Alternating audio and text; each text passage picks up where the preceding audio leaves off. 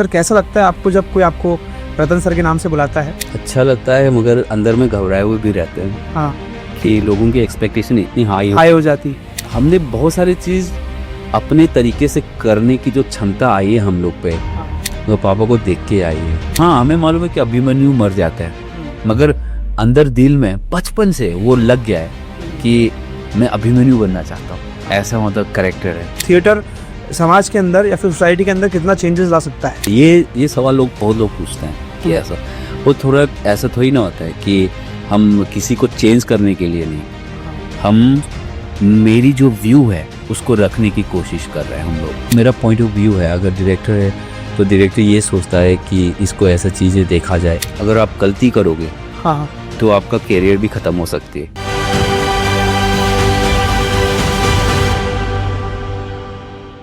नमस्कार, आप देख रहे हैं द वीर भारत पॉडकास्ट।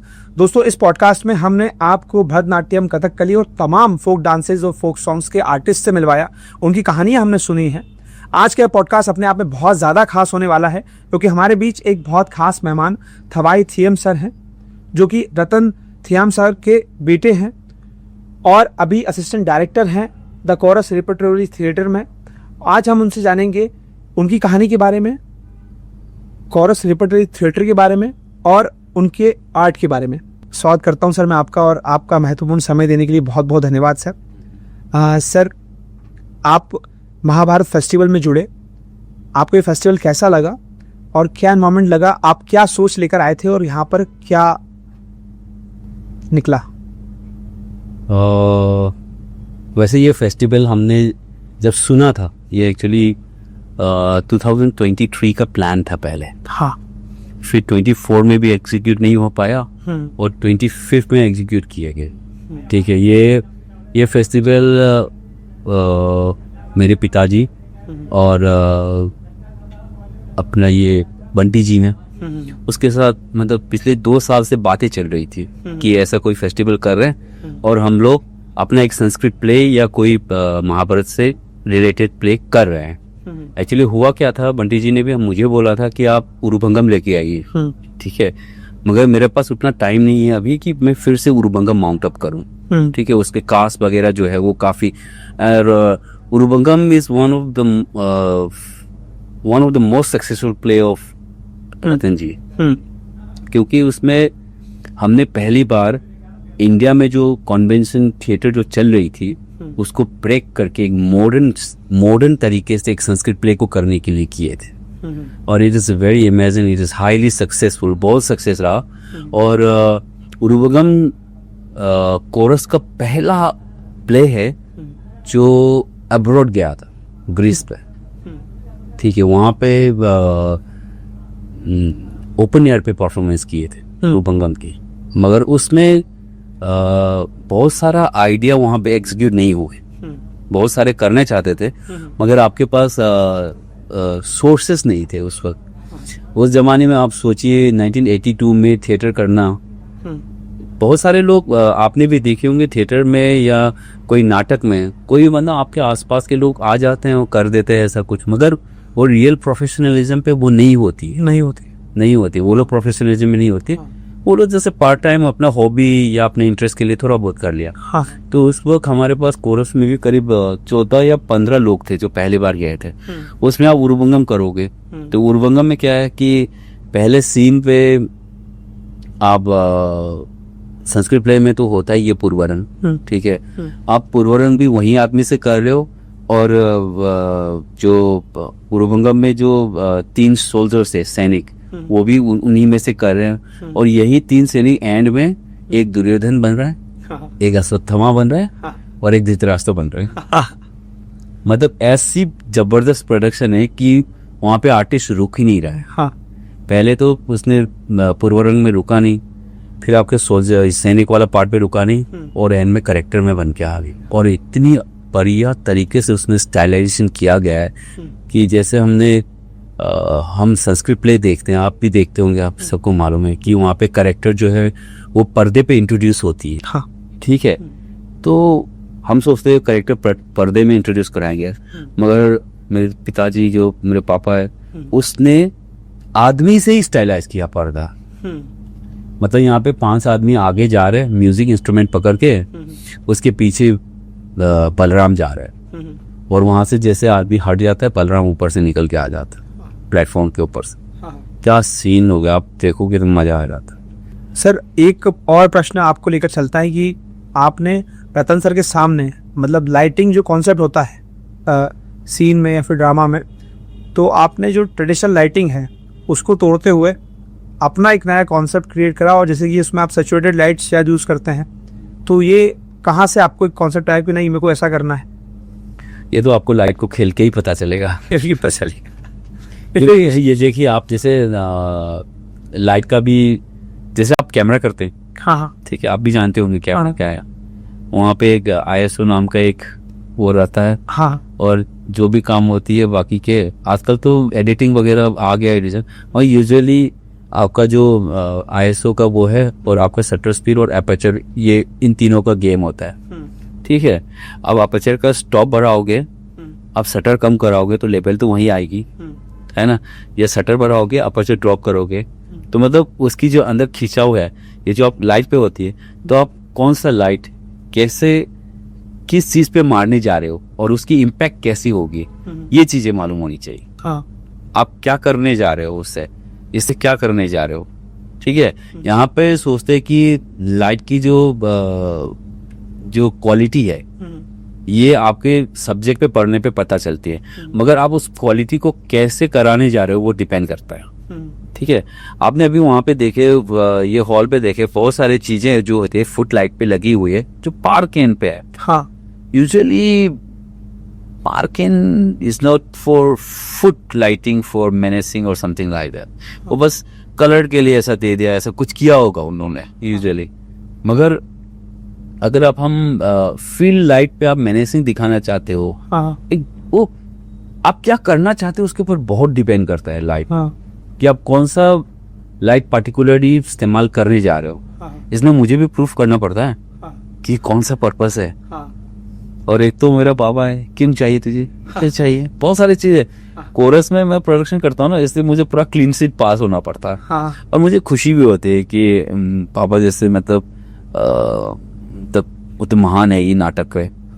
मैं मतलब हम लोग भी काम करते समय यही सोचते हैं कि चलो पापा सेटिस्फाई हो गया, दुनिया वाले मतलब से कोई लेना देना नहीं, वो सेटिस्फाई हो गया तो हम ठीक है। ठीक, ऐसा भी हुआ है, सही। कभी हम लोग भी अप जाते हैं, कभी नीचे आते हैं, ये होता ही है। हाँ एक बहुत अच्छा प्रोडक्शन हो गया, दूसरी बार किया वो सक्सेस नहीं हुआ, तीसरा किया वो सक्सेस हो गया, ऐसा भी होता है, बहुत अप डाउन होता है। पापा तो बहुत इंटरेस्टिंग है क्या पता है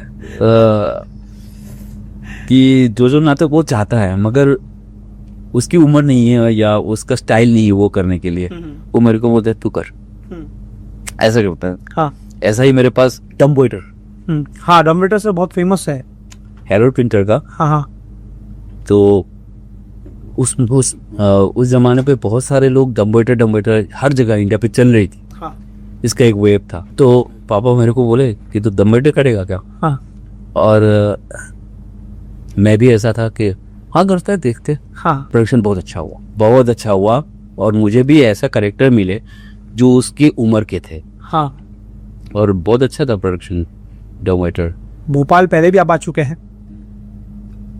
और अब आज इस समय आप लंबे समय के बाद आए हैं सर भोपाल, कैसा लगा सर नेचर एनवायरनमेंट, फिर भी आपको व्यवस्थाएं, क्या उम्मीद थी मतलब कि भोपाल कितना बदल गया होगा? नहीं, ऐसा कुछ नहीं है। हाँ भोपाल ने जब भी किया अच्छा किया है। अच्छा किया है। हाँ सही तो ये जो महाभारत का एग्जीबिशन हुआ सर, उसमें पूरे सीक्वेंस के अकॉर्डिंग महाभारत को दर्शाने की कोशिश करी गई, जो कि बहुत सारे कलाकारों ने कहा कि उनने आज से पहले महाभारत का ऐसा एग्जीबिशन या फिर फेस्टिवल कहीं नहीं देखा जहाँ पर तमाम सभी चीज़ों को एक जगह जोड़ने की कोशिश की गई।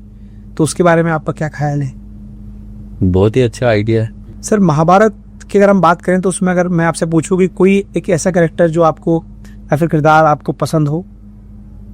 देखो हम तो चक्रव्यूह के फैन थे। हाँ। जमाने पे बचपन पे ही मतलब हमारा जो अभिमन्यु का जो कास्ट किए थे वो अंकल का नाम लेके हम लोग बोलते थे मैं वो करूंगा तू ये कर, ऐसा करके हाँ ऐसा ही करते थे, क्योंकि हमें मालूम नहीं है कि हमें मालूम है कि अभिमन्यु मर जाता है, मगर अंदर दिल में बचपन से वो लग गया है कि मैं अभिमन्यु बनना चाहता हूँ। ऐसा मतलब कैरेक्टर है। मतलब देखते समय ना, और ये बमचा जी ने भी बहुत अच्छा किया है, बहुत अच्छा है।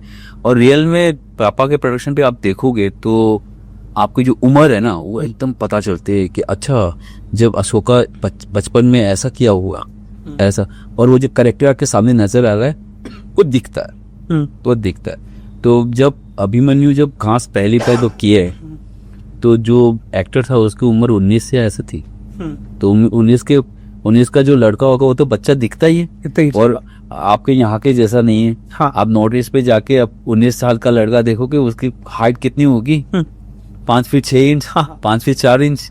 तो वो आपको करेक्टर में उतारोगे आपको बच्चा लगेगा ही, वो 14-15 साल का लगेगा अभिमन्यु। वो मतलब एकदम बैठता था, तो उसका फिजिकली थोड़ा प्रॉब्लम था इसलिए वो किया नहीं, बाद में वो दुशासन पे चला गया। ये बमचा जी और मेहनत करके बहुत मेहनत किया उसने चक्रव्यूह के लिए, तो मुझे भी तो करेक्टर अच्छा लगता है, ये अभिमन्यु अच्छा लगता है मुझे।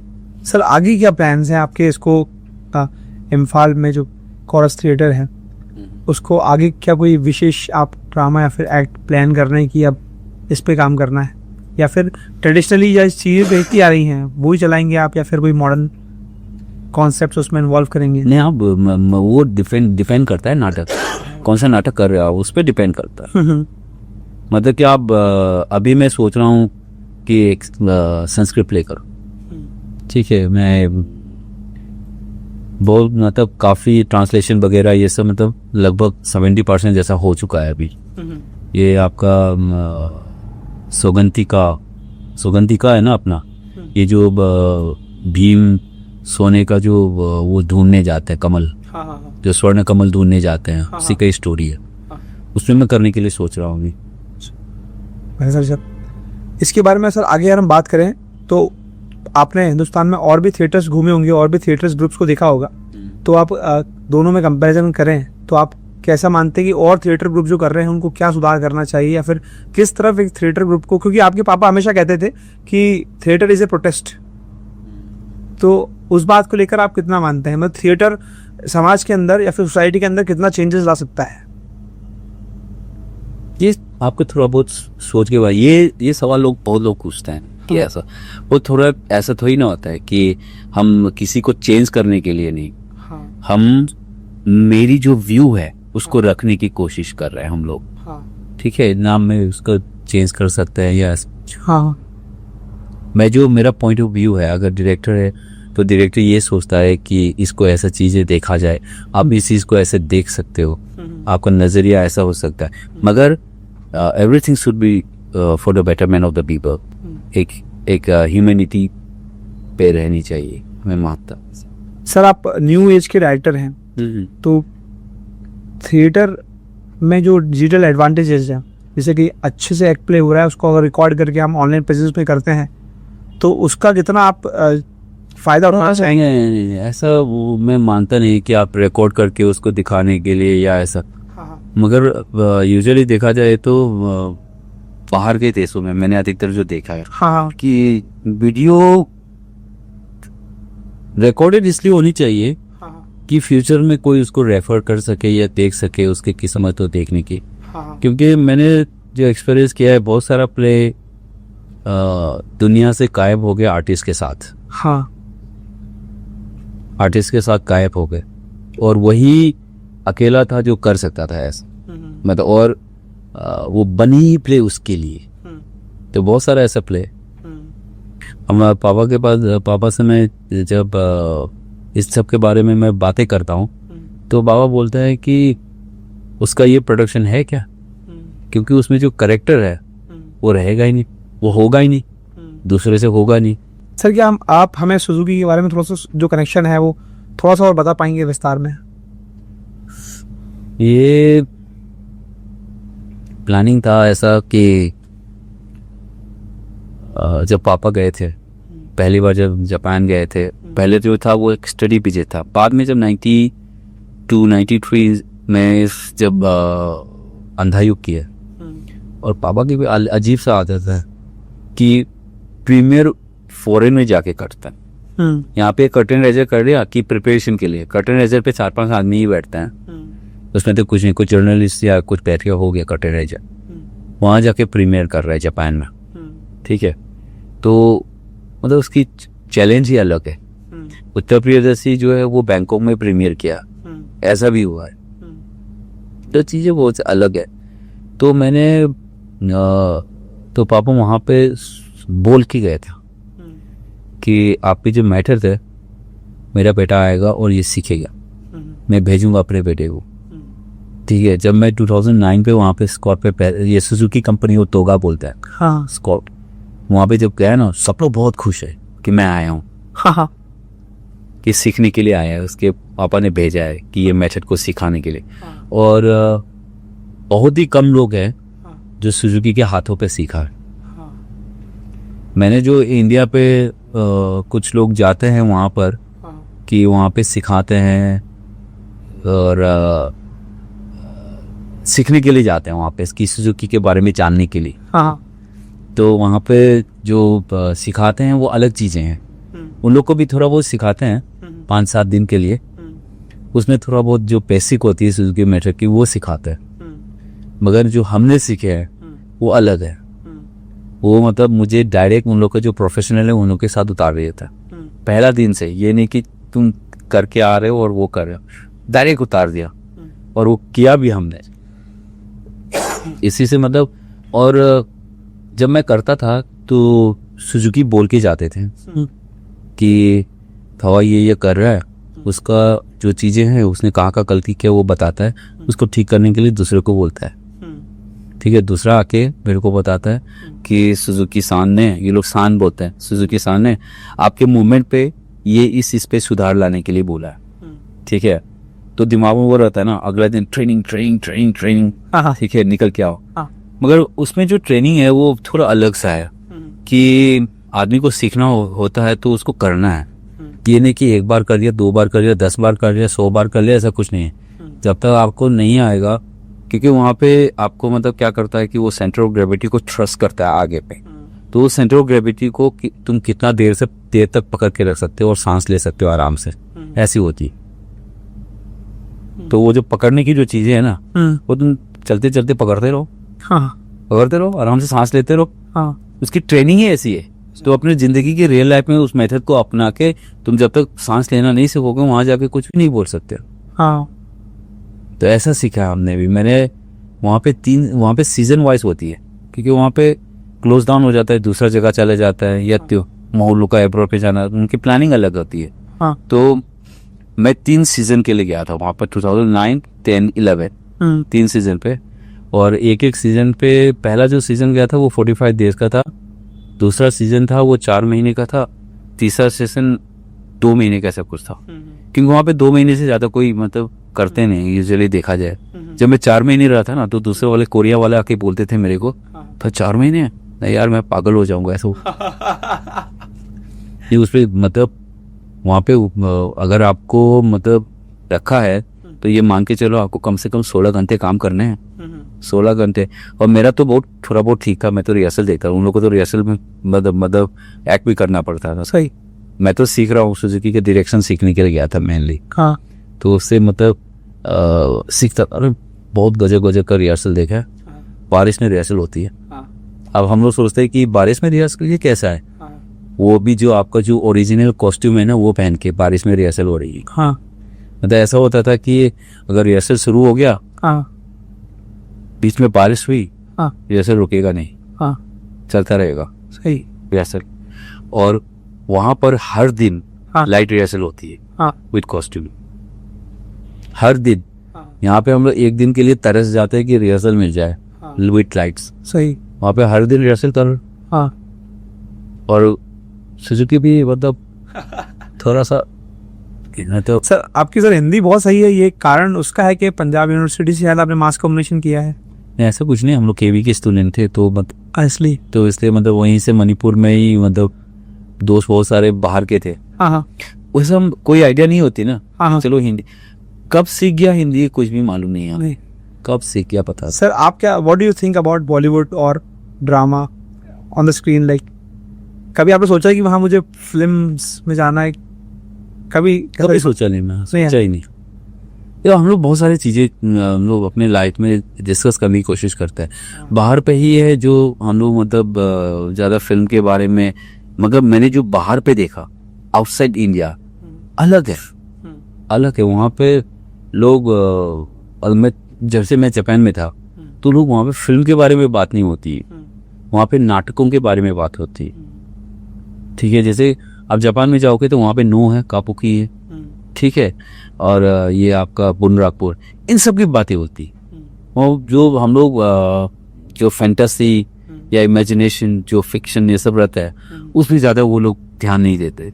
और अधिकतर कोशिश यही रहती है कि मैं खुद अपने आंखों से देखूं उस चीज़ को, उस पर ज़्यादा बिलीव होती।